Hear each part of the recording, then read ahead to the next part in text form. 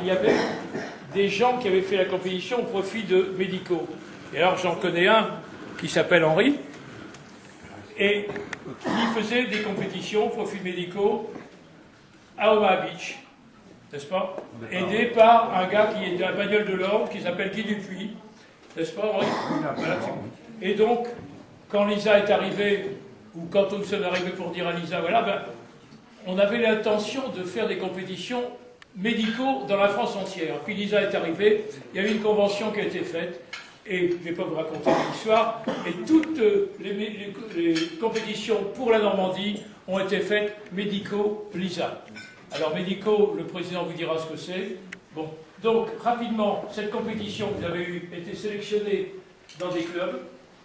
Ensuite, vous avez la finale régionale qui se passe aujourd'hui à Clécy. L'année prochaine, je peux vous dire qu'elle aura lieu à Rouen, parce qu'on fait ça d'une année sur l'autre et il faut tout préparer.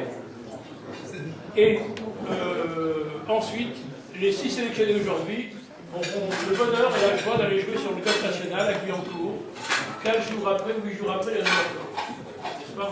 Donc c'est quand même un beau cadeau, parce que vous serez invité à Guyancourt, le dîner, tout ça, pendant la journée. Alors, bravo aux sélectionnés. Et alors, des merci. Tout à l'heure, j'ai remercié les joueurs.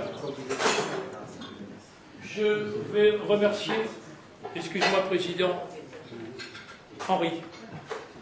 Henri s'est occupé pratiquement de tout aujourd'hui. Henri est à 18 km, il est au Lions Club de Flers. Il a commencé cette compétition, il est à l'origine de cette compétition, Henri. Et sans lui, aujourd'hui, eh bien, vous auriez mangé des cacahuètes.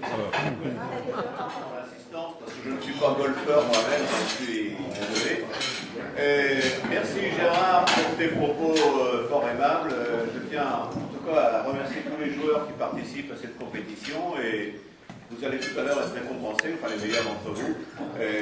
Donc pour les lauréats, un grand bravo par anticipation. Alors mon rôle est limité à vous parler de Médico. Qu'est-ce que Médico? Eh bien vous avez des roll-ups qui présentent quelques activités de notre grande association. Il faut savoir que Médico Lions Club, c'est une association fille des Lions Club de France qui a été créée voici 40 ans. Ça a été créé au Havre, et puis ça s'est développé dans la région havraise, ensuite en Normandie, et maintenant de manière nationale, et je dirais presque internationale, puisque nous avons, au fil des années, enrichi nos activités en les multipliant. Alors tout d'abord, vous voyez sur le roll-up là-bas, et même sur ce document dont vous avez un exemplaire sur vos tables, notre vitrine, si je puis dire, c'est la lunette. La lunette, vous savez qu'en France, il se vend 14 millions de paires de lunettes par an. Il y a peut-être des opticiens dans l'assistance. Il se vend 14 millions de paires de lunettes, et nous en collectons cette année 3 millions. 3 millions de paires de lunettes. Alors qu'est-ce qu'on en fait? Tout d'abord, ces lunettes, elles arrivent au Havre, elles viennent de France. Elles viennent aussi, pour une petite partie, d'Angleterre, environ 300 000, de Belgique, d'Allemagne, de Suisse, de Luxembourg et même de Slovénie. Et puis même l'année dernière, nous avons reçu un colis de Polynésie. Hein. Alors, s'agissant de lunettes de récupération, je pense que les frais d'expédition étaient plus chers que le contenu du petit colis. Donc, mais néanmoins, c'était sympa. Alors, ces lunettes, elles sont triées une par une au Havre, de façon à distinguer parmi celles-ci, celles qui pourront être réutilisées pour redonner la vue à quelqu'un dans des pays en développement, où là-bas les gens n'ont pas les moyens d'acheter des lunettes.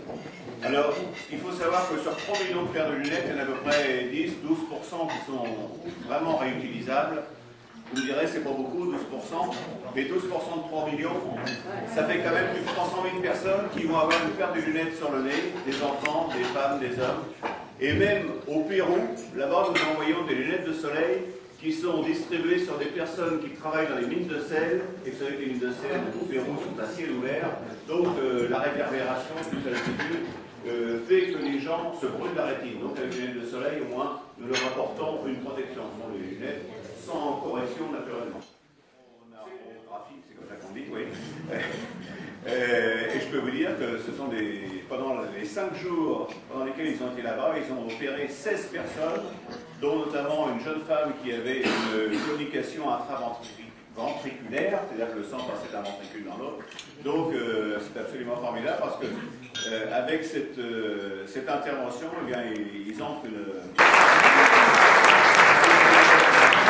Alors, la remise des prix